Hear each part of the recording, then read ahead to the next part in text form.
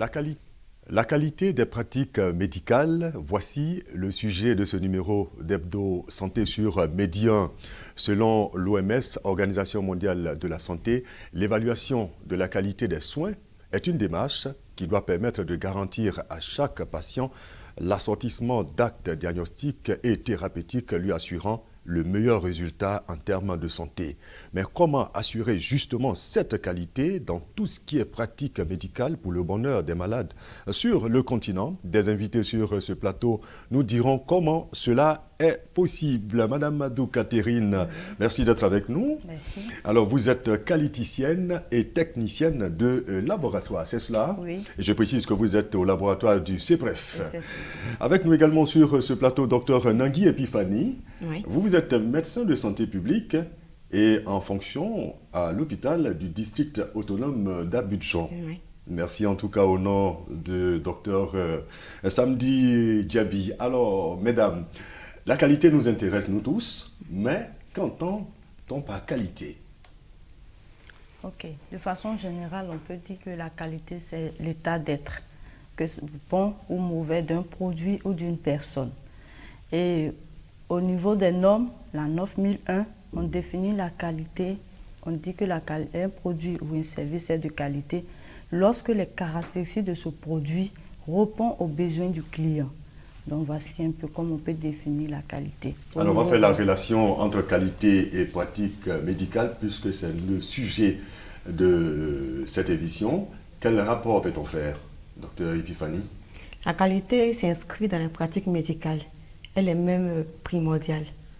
C'est le fait pour un malade de recevoir un traitement adapté et efficace pour sa pathologie en termes de soins curatifs et préventifs. D'accord. Et cela s'étend également dans les laboratoires avec les examens? Exactement, exactement. Ok. Alors, nous avons posé la question à la population, à savoir, qu'est-ce qu'ils pensent de la qualité donc des pratiques médicales. Nous allons suivre dans ce micro-trottoir.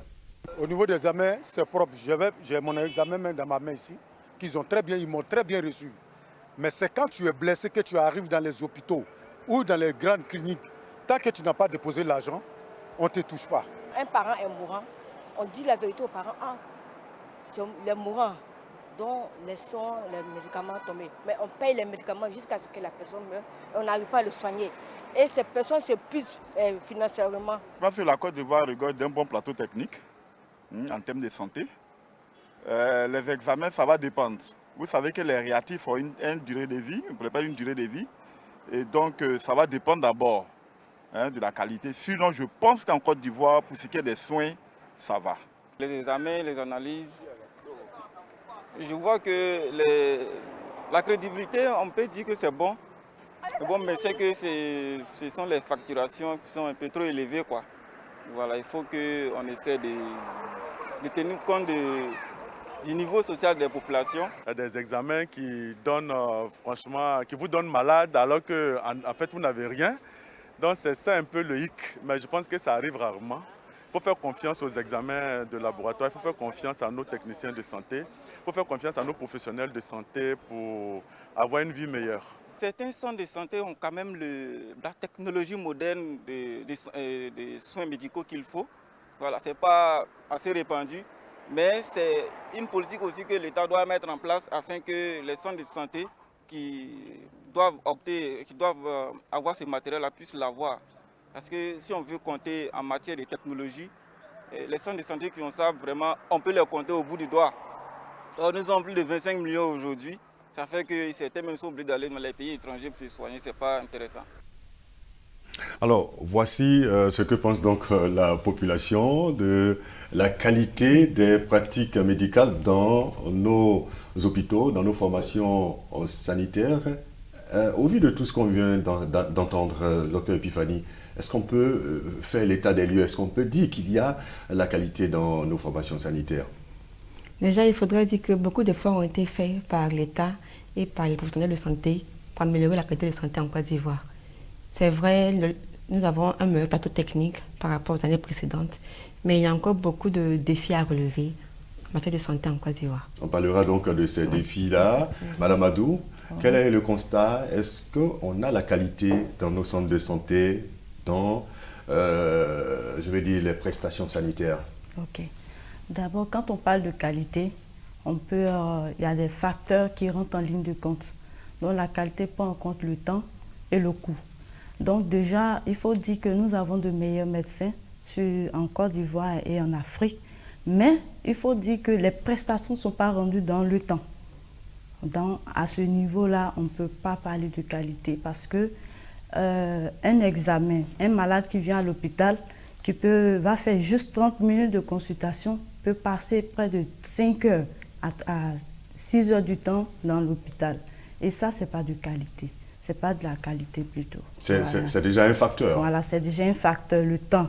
Le temps que le patient met pour recevoir la prestation, c'est déjà un facteur. Et il y a d'autres facteurs qui entrent en ligne de compte? Bon, comme le micro, les gens ont dit au niveau du coût aussi. Au niveau du coût, il faut dire que souvent les prestations sont un peu élevées pour un certain nombre de personnes. Donc ça aussi, il faudrait que ça soit vraiment pris en compte par l'État. D'accord. Alors, ce qui m'amène tout de suite à vous demander, est-ce que la qualité au pays a des principes? Qu'est-ce qu'il faut pour qu'on puisse parler justement de qualité? Ok. Pour qu'on puisse parler de qualité, nous avons 7 principes qui est défini par la norme 9001 version 2015. Donc le premier principe, c'est l'orientation client.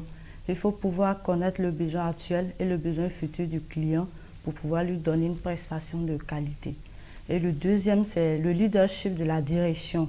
Il faudrait que la direction soit vraiment engagée pour prendre des décisions, pour pouvoir s'engager dans la démarche qualité. Qu'il y ait une volonté au niveau du sommet. Voilà, au niveau du sommet. Et le troisième, c'est l'implication du personnel. Les techniciens, les médecins doivent être impliqués dans la qualité. Parce que ce sont ces personnes-là qui vont utiliser la qualité lorsqu'elle sera implantée dans la structure. Donc, au niveau, le quatrième principe, c'est l'approche processus. L'approche processus qui est définie par des activités, l'ensemble de plusieurs activités. Il faut pouvoir découper le travail en plusieurs activités pour que ça soit plus aisé, plus facile. Et au niveau, nous avons le cinquième principe qui est l'amélioration continue. Parce que lorsque nous allons découper le travail en plusieurs activités, à chaque niveau, nous allons mettre des mesures de contrôle. Et ces indicateurs-là, ces outils-là vont nous permettre de pouvoir améliorer la prestation que nous donnons à nos clients. Et cette amélioration va permettre à la direction de prendre des décisions qui est le sixième principe de la qualité, la prise de décision. Donc, on part d'abord de l'approche processus et après l'approche processus avec les outils qui seront accompagnés, nous allons faire de l'amélioration continue. Et cette amélioration va permettre à la direction de pouvoir prendre des décisions. Et le septième, c'est de pouvoir impliquer, de pouvoir manager tous ceux qui sont des parties prenantes. Ça veut dire nos fournisseurs de réactifs, parce que ça part aussi de la qualité. Du matériel. Du matériel. Au fait, les fournisseurs, les actionnaires, tous ceux qui sont impliqués dans cette prestation. Il faut pouvoir le manager pour que chacun à son niveau puisse apporter une valeur ajoutée à la chose. C'est quand même un long processus, hein, oui. Madame Adou. C'est quand même un long processus. Alors, docteur Epiphanie, est-ce que vous pensez que déjà, 7 principes, est-ce qu'on observe même, je vais dire, quelques principes déjà? Je n'ai pas envie de donner un nombre. Est-ce qu'on observe déjà de ces 7 principes que Madame Adou vient de donner? Avant d'arriver au principe, j'aimerais rebondir sur le constat qu'elle a fait. D'accord. Nous sommes en Côte d'Ivoire, plus de 25 millions d'habitants en Côte d'Ivoire. Et nous n'avons seulement que 5 CHU qui sont disponibles. C'est vraiment très peu pour toute la population ivoirienne. Sans oublier qu'il y a un CHU qui est fermé depuis 2 ans pour travaux. C'est le CHU de Yopougon. Donc ça limite franchement l'offre de soins à la population. Et bien plus, le service de gynécologie du CHU de Treichville est fermé depuis 4 ans pour travaux. Et comment les malades qui sont orientés vers les CHR de proximité. D'accord. Donc déjà, ça limite la prestation de soins à la population. L'OMS demande qu'il y ait au moins 23 médecins par pour 10 000 habitants. Mais là, nous sommes à un médecin pour 6 000 habitants. C'est le constat actuel. Hein? Oui, oui. Donc, il y a beaucoup de normes, beaucoup de défis à relever. Par rapport aux principes, on peut appliquer tous ces principes-là au niveau de la santé. De manière claire, je donne un exemple. Une femme qui est enceinte, qui fait un palu, qui vient à l'hôpital, comment on pourra appliquer chez elle la démarche qualité, de manière pratique? Il va falloir pour cette dame lui fournir des soins efficaces, c'est-à-dire un soin efficace pour le paludisme, des soins sûrs, des soins qui pourront apporter un moindre risque pour elle et le fœtus, puisqu'elle est enceinte. Des soins qui sont centrés sur sa personne. Elle doit être libre d'exprimer ses besoins, d'exprimer ses inquiétudes aux prestataires médicaux et de pouvoir avoir des réponses, d'être rassurée dans sa prise en charge. Au niveau du temps opportun, à la période du délai, il faut que le délai d'attente soit court. Si elle a un besoin pour aller voir un médecin spécialiste ou un généraliste, que le temps d'attente, le délai soit assez court pour qu'elle puisse voir le médecin de manière prompte et rapide. Il faut que ces soins soient intégrés. Si après la consultation, elle veut voir un kinésithérapeute pour des soins, pour des massages, il faut qu'on puisse l'orienter vers un centre qui pratique cela. Il faut que ces soins soient équitables, qu'importe sa nationalité, qu'importe son rang social, qu'importe son niveau intellectuel, il faut que les soins soient équitables à toute la population. Il faut que ces soins puissent être efficients, c'est-à-dire qu'on puisse avoir le rapport médical qu'elle a déjà fait avant pour éviter de refaire les mêmes examens médicaux. Ça permet de réduire les dépenses inutiles en matière de santé. Donc, c'est possible d'appliquer ça en Côte d'Ivoire de manière pratique. Voilà. Mais comme je l'ai dit, c'est peut-être pas le cas dans nos formations sanitaires publiques. Est-ce qu'il y a public même, et privé. Et privé également. Oui. D'accord. Alors, parce que là, il y a certains pays qui sont l'exemple, qui ont du bon plateau technique, qui fournissent également des soins, peut-être entre guillemets, de qualité. Et cela fait que les populations se ruent vers ces pays. Et beaucoup de pays africains sont à la traîne. Alors, est-ce que vous pensez qu'on peut effectivement implémenter la qualité dans nos pays africains? Dans certains pays africains qui sont encore... Ce n'est pas une prérogative des pays développés, non. La qualité peut s'appliquer dans tous les pays, même les pays en voie de développement. L'exemple, au CHU de Trècheville, nous avons le centre de cardiologie, qui est un centre de qualité, qui est un centre qui respecte les normes de qualité internationaux. Pourquoi? On peut le faire alors dans les centres publics comme privés. C'est possible. Il faut juste une volonté politique pour pouvoir instaurer la qualité dans la démarche santé. D'accord. Là, vous parlez vous dites la même chose, Madame Adou. Oui. Il faut la volonté politique. Oui, il faut la volonté politique, effectivement. D'accord. Alors, mais qui? Je vais dire, la volonté est là, mais qui est chargé? Est-ce qu'il y a des gens qui sont outillés en la matière pour mettre en place ces normes qualité? Oui, il faut dire qu'en Côte d'Ivoire, nous avons Codinum. Codinum qui est en charge, qui donne la formation au niveau des normes, qui gère tout ce qui est normes. Et en plus de ça, nous avons des qualiticiens qui sont formés. Et ces qualiticiens-là sont disponibles pour pouvoir apporter leur expertise dans les centres de santé pour que la qualité soit vraiment effective. D'accord, ok. Ça, c'est au niveau international. Hein. Ce sont des normes qui sont établies au niveau international. Mais au niveau national, est-ce que le pays ne peut pas se donner des directives, des normes à respecter pour qu'effectivement les pratiques médicales au niveau des formations sanitaires soient véritablement de qualité? Ok. Au niveau national, comme je l'ai dit, nous avons Codinum. Codinum qui est en charge de tout ce qui est normes. Et actuellement, tout ce que nous utilisons au niveau des laboratoires, il faut dire que c'est le niveau international pour le moment. En ce que moi je sais, pour le moment, c'est au niveau international. Parce que quand on parle de l'accréditation, c'est une façon de reconnaître. Par exemple, moi, Adou Kateri, je suis je suis dans un laboratoire accrédité. Lorsque je fais sortir un résultat, la France va confirmer ce résultat pour dire effectivement parce que ils ont respecté les normes, ils respectent les critères, ils respectent tout ce qui est principe de la qualité. Alors ça nous donne une crédibilité. Donc voilà un peu ce que je... Et c'est à partir donc de là qu'on peut certifier un établissement sanitaire de qualité. Oui. Ok. on va parler de certification avec la norme 9001. Voilà, la 15187, typiquement pour les laboratoires médicaux. Nous avons aussi la 17025 pour d'autres types de laboratoires d'essai. Par exemple, ceux qui vont analyser les aliments. Et ça, c'est leurs normes qui vont permettre de pouvoir les accréditer. Mais quand on parle de tout ce qui est structure, on utilise la norme 9001 pour pouvoir structurer, organiser la structure. D'accord. Alors, je voudrais savoir, dans nos laboratoires ici, en Côte d'Ivoire, et certainement vous avez peut-être l'expérience de bien d'autres pays, est-ce qu'on tient compte effectivement de ces normes-là? Vous avez parlé de la structure Codinome au niveau national. Est-ce qu'on tient compte de ces normes-là dans les actes? Il faut dire que, comme on l'a dit, la qualité part de la direction.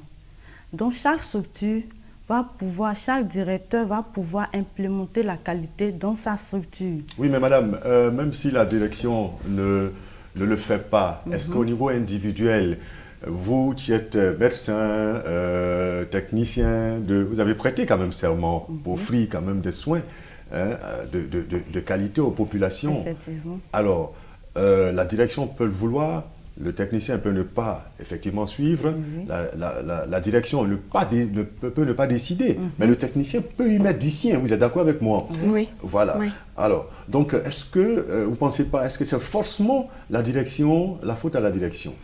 Oh non, je crois que tous les maillons du système de santé devraient être actifs dans la démarche qualité.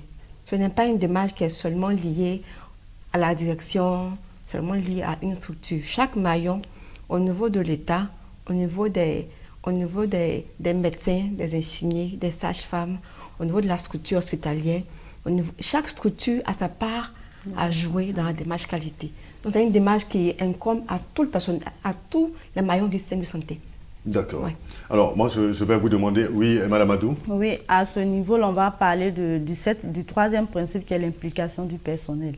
Voilà, comme elle a dit, il faudrait que chaque personne à son niveau puisse travailler, penser à qualité, puisse travailler de manière à respecter les critères, puisque déjà même nous avons des pratiques en milieu santé qui est de respecter l'hygiène en milieu santé. Donc il faut déjà respecter ce peu que l'État a mis à notre disposition. Il faut pouvoir respecter avant même de pouvoir parler de qualité dans le milieu. Mais je veux dire, est-ce qu'il y a une dynamique? Est-ce qu'on essaie de montrer à nos formations sanitaires qu'il est avantageux de s'inscrire dans la démarche qualité? Bon, il est vraiment avantageux de pouvoir s'inscrire dans la démarche qualité. Il faut dire que c'est nous, les qualiticiens, qui devons sensibiliser les structures. Là où nous sommes, nous devons pouvoir sensibiliser ceux qui sont autour de nous à pouvoir comprendre l'importance de la qualité dans la chose. Est-ce que vous le faites? Effectivement. Moi, dans ma structure, nous sommes en train d'accréditer notre laboratoire et actuellement, nous sommes en discussion avec le directeur pour que la qualité soit vraiment implémentée dans toute la structure. Vous voyez, donc c'est nous, les qualiticiens, qui devons expliquer aux médecins, aux directeurs, l'importance de la qualité dans la structure. Parlons toujours d'importance de la qualité, Dr Epiphanie. Que gagne la structure sanitaire qui s'inscrit dans la démarche qualité? Et que gagnent également les malades qui sont soignés dans cette formation sanitaire? Je crois qu'on n'a pas besoin d'être spécialiste pour savoir que la qualité est importante. Quand on voit les indicateurs de santé qui sont élevés, la mortalité infantile qui est élevée, la mortalité maternelle, quand on voit la morbidité des maladies évitables, on voit que il faut la qualité en santé. Il faut que les soins soient de qualité et améliorés. Que gagne la structure sanitaire? Quand une population a confiance en son système de santé, elle vient consulter régulièrement. Ça a créé un lien fort entre la population qui se sent impliquée, qui se sent mise en valeur dans la prestation de soins. Au niveau des centres de santé, il pourra avoir une meilleure amélioration des indicateurs de santé. Ça serait, par exemple, bien ça va profiter au pays d'afficher sur un tableau 0% de mortalité infantile. Par exemple, Ça serait une fierté pour toute la direction du centre de santé. Et aussi une fierté au niveau national. Ça va permettre de... La santé, c'est un bien. C'est un bien qui est inestimable. C'est un bien qu'on ne peut pas quantifier. Et la population a droit à la santé. C'est un droit citoyen, le droit à la santé. Il faut que la population ait le droit d'avoir le droit de consulter un médecin, un spécialiste dans un cas de qualité. C'est vraiment important pour cela. Madame Adou, Oui. est-ce que, quels sont les moyens, justement, dont on a besoin pour véritablement s'inscrire dans la norme qualité? Ok. Pour pouvoir s'inscrire dans la norme qualité, il faut dire que les moyens que nous avons besoin, nous avons plusieurs outils au niveau de la qualité. Donc, il faut pouvoir établir les normes, comment on appelle les normes, pouvoir appliquer des normes au niveau national pour que la qualité soit vraiment, vraiment efficace. Ça, c'est au niveau national. Maintenant, au niveau international, il faut dire que les normes sont déjà établies. Les normes sont déjà établies. Il faut pouvoir les mettre en pratique. Instaurer dans les structures la qualité pour que chaque personne, chaque malade qui vient soit vraiment rassuré, soit vraiment ait la confiance en sa structure pour pouvoir vraiment donner pour pouvoir être meilleur. Et productif, Voilà, et compétent. Ouais. Alors, ben, je vais dire, est-ce qu'on a besoin d'un plateau technique de qualité? Pas forcément, docteur Epiphanie? Oh que si, parce qu'en médecine, on ne peut pas faire la médecine sans examen paraclinique. On ne peut pas. Ça va de pair. Donc, il faut que le plateau technique au niveau de la radio et des laboratoires soit assez efficace pour permettre un diagnostic précoce des pathologies et une meilleure prise en charge. D'accord. Allez, on comprend un peu plus. Selon vous, qu'est-ce qu'il faut pour que vraiment on ait des pratiques médicales de qualité pour nos patients dans nos structures de santé? Oui. Je crois qu'il y a beaucoup... C'est de grands défis quand même. Hein? Oui, oui. Mais ces défis sont possibles. Et surmontables. Oui, on peut les relever. Malgré nos moyens, on peut faire avec. Il suffit juste de ne pas... Il faut que notre médecine soit adaptée à nos contextes. Pas forcément importer une médecine occidentale. Il faut que nous puissions faire de la recherche médicale. Il faut que notre personnel soit le personnel qualifié, le personnel compétent. Pourquoi pas instaurer un système de compétition. De compétition, oui. Oui. Mettre, disons... D'incitation financière, D'accord. je voulais dire. Financière et non financière. Mais inciter le personnel, les motiver à pouvoir donner le meilleur d'eux-mêmes. La médecine, c'est un domaine qui est assez délicat, autant pour nous médecins que pour les patients. Alors, il faut que le personnel soit incité à pouvoir donner le meilleur de lui-même, parce que les erreurs médicales coûtent très cher, autant en matière de vie humaine qu'en matière de moyens financiers. Alors, il faut que chaque personne, au niveau de l'État, que l'État puisse donner les grandes orientations. J'ai apprécié le fait que l'État ait instauré la CMU, la maladie universelle. En Côte d'Ivoire, oui. Oui, c'est vraiment une très belle initiative. Cela permettra à la population d'avoir accès aux soins à moindre coût. Puisque, on a vu tout à l'heure dans la vidéo, le coût est un frein, pour les patients. Alors, leur donner des soins efficaces à moindre coût, c'est vraiment probable. Mais malheureusement, il y a des difficultés à mettre en place cette CMU. Il faut pouvoir donc juguler ces difficultés et mettre en route donc cette dynamique pratique de la CMU. Exactement. Déjà avoir des soins de qualité, c'est bon, mais à moindre coût, ça peut déjà nous amener vers la qualité. Exactement. D'accord. Oui. Madame Adou? Oui. Pour cette question, moi, je pense qu'il faut des sensibilisations.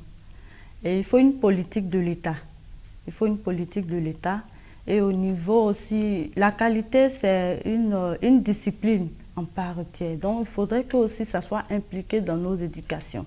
Parce que quand on parle de qualité, on parle de changement de comportement. Je le dis toujours à mes collègues, parce qu'il ne suffit pas de mettre les normes en place et ne pas les appliquer. Il ne suffit pas de mettre des procédures et ces procédures-là ne sont pas appliquées. Donc, il faut pouvoir toujours inculquer la qualité comment on appelle ça, aux praticiens, pour qu'ils puissent vraiment, en sortant même de l'école, ils puissent avoir cette vision, cette mentalité qui est de donner la prestation de qualité à nos malades. La qualité donc des pratiques médicales, c'est, je dirais, une exigence croissante et légitime de tous les usagers de la santé et également pour les patients. Vous venez donc de le dire, Madame Adou. En tout cas, merci infiniment. Vivement qu'on y parvienne, vivement que chacun y mette du sien, que ce soit au niveau de l'État, que ce soit au niveau de vous les praticiens, de vous les techniciens de labo, pour le bonheur donc de tous les malades. Merci pour votre contribution, en tout cas, docteur Nangui Epiphanie. Je rappelle que vous êtes médecin généraliste. Et grand merci également à vous, Madame Adou Catherine, qualiticienne, technicienne de laboratoire. En tout cas, merci d'être venue. Merci pour toutes ces informations. On a essayé de réfléchir sur la question et la réflexion va se poursuivre et on espère qu'on y arrivera un jour à la qualité dans nos structures de santé. Prenez soin de vous et à la semaine prochaine pour un autre numéro d'Hebdo Santé, toujours sur Média.